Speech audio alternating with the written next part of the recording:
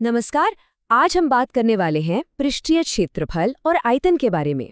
सुनने में ये शायद स्कूल की गणित की क्लास जैसा लगे, लेकिन यकीन मानिए ये कॉन्सेप्ट्स बर्थडे कैप से लेकर असल दुनिया की बड़ी बड़ी समस्याओं को सुलझाने तक हर जगह काम आते हैं।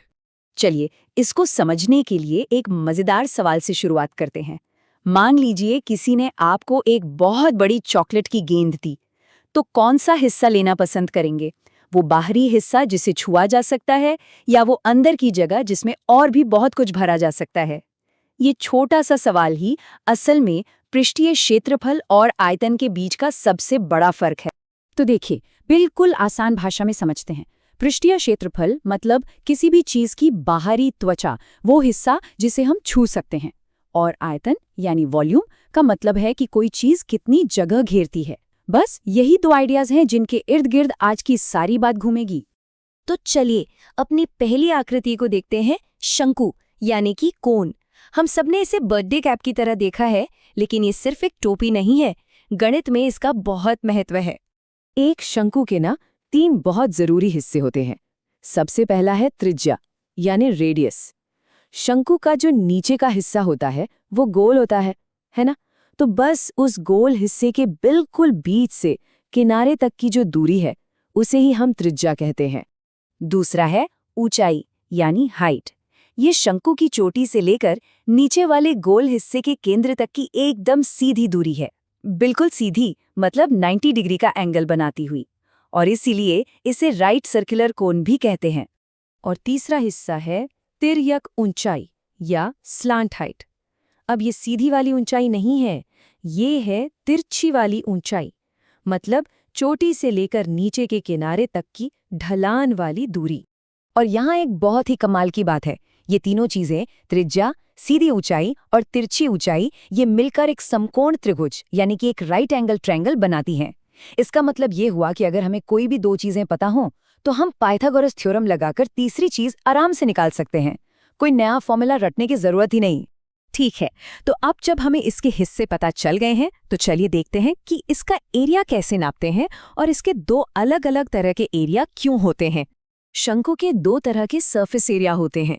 पहला है वक्र पृष्ठीय क्षेत्रफल, जिसे हम कर्व्ड सरफेस एरिया या CSA कहते हैं। ये सिर्फ टोपी वाले घुमावदार हिस्से का एरिया है। इसका फॉर्मूला है πr_l। और दूसरा है कुल पृष्ठीय क्षेत्रफल या टोटल सरफेस एरिया। इसमें वो घुमावदार हिस्सा तो है ही, साथ में नीचे का जो गोल ढक्कन है वो भी जुड़ जाता है। चलिए, अब शंकु से आगे बढ़ते हैं और एक दूसरी बहुत ही सिंपल सी आकृति देखते हैं, गोला यानी स्फीयर, और साथ ही उसके आधे हिस्से यानी अर्धगोले को भी समझेंगे। इसे समझने का सबसे अच्छा तरीका है एक बॉल को सोचना। देखिए, एक पूरे गोले का सरफेस एरिया होता है 4πr²। अब सोचिए हमने उसे चाकू से ठीक बीच में काट दिया, तो हमें मिला एक अर्धगोला। अब उसका जो घुमावदार हिस्सा है वो तो पूरे गोले का आधा हो गया, यानी 2πr²। लेकिन रुकिए, काटने से एक नया सपाट गोल हिस्सा भी तो बन गया ना, और उस सर्कल का एरिया होता है πr²। तो दोनों को जोड़ दीजिए और अर्धगोले का कुल पृष्ठीय क्षेत्रफल हो गया 3πr²। वॉल्यूम के मामले में तो कहानी और भी सीधी है। यहाँ कोई झंझट नहीं है। एक अर्धगोले का वॉल्यूम हमेशा पूरे गोले के वॉल्यूम का ठीक आधा होता है, बस एग्जैक्टली आधा। तो इतनी सारी थ्योरी हो गई, अब देखते हैं कि ये सब असल में काम कैसे आता है। यहाँ एक बहुत ही क्लासिक सवाल है जो अक्सर किताबों में मिलता है। सवाल ये है कि एक भुट्टा है जो करीब करीब एक शंकु जैसा दिखता है, और हमें ये पता है कि इसकी 1 सेंटीमीटर स्क्वायर की सतह पर लगभग 4 दाने होते हैं। तो भाई पूरे भुट्टे पर आखिर कितने दाने होंगे? अब ये कैसे पता चलेगा? जाहिर है पहले हमें भुट्टे का सरफेस एरिया निकालना होगा। तो देखिए, इसका प्लान बहुत सिंपल है। स्टेप 1, हमें कौन सा एरिया चाहिए, टोटल या सिर्फ घुमावदार हिस्सा?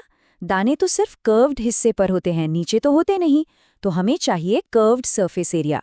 स्टेप 2, अब CSA के फॉर्मूले πr_l के लिए हमें L यानी स्लैंट हाइट चाहिए, जो हमें पता नहीं है, तो हम पाइथागोरस थ्योरम से उसे निकाल लेंगे। स्टेप 3, एक बार L मिल गया तो फॉर्मूले में सब कुछ डालकर एरिया निकाल लेंगे, और आखिर में स्टेप 4, जो भी एरिया आएगा उसे 4 से गुणा कर देंगे और हमें मिल जाएगी दानों की कुल संख्या। है ना सिंपल? और जब ये सब कैलकुलेशंस की जाती हैं तो जवाब आता है लगभग 531 दाने सोचिए, एक छोटे से फॉर्मूले से हमने एक असली भुट्टे पर दानों की गिनती कर ली। यही तो मजा है गणित का। तो चलिए फटाफट से दोहरा लेते हैं कि आज हमने क्या-क्या मुख्य बातें सीखी। सबसे पहली बात, सरफेस एरिया मतलब बाहरी सतह और वॉल्यूम मतलब अंदर की जगह। दूसरी बात, शंकु की हाइट, रेडियस और स्लांट हाइट, ये तीनों मिलकर एक राइट एंगल ट्रायंगल बनाते हैं। तीसरी बहुत जरूरी बात, अर्धगोले का वॉल्यूम तो गोले का आधा होता है, पर उसका सरफेस एरिया आधा नहीं होता, उससे ज्यादा होता है। और आखिरी बात, ये फॉर्मूले सिर्फ किताबी नहीं है, ये असल दुनिया की समस्याओं को हल करने के शानदार टूल्स हैं। अच्छा, जाते जाते एक सवाल के साथ छोड़ जाता हूँ, सोचिएगा जरूर। अगर 27 छोटी छोटी लोहे की गेंदों को पिघलाकर एक बड़ी गेंद बना दी जाए तो वॉल्यूम तो उतना ही रहेगा, है ना? पर कुल पृष्ठीय क्षेत्रफल का क्या होगा? क्या वो भी उतना ही रहेगा?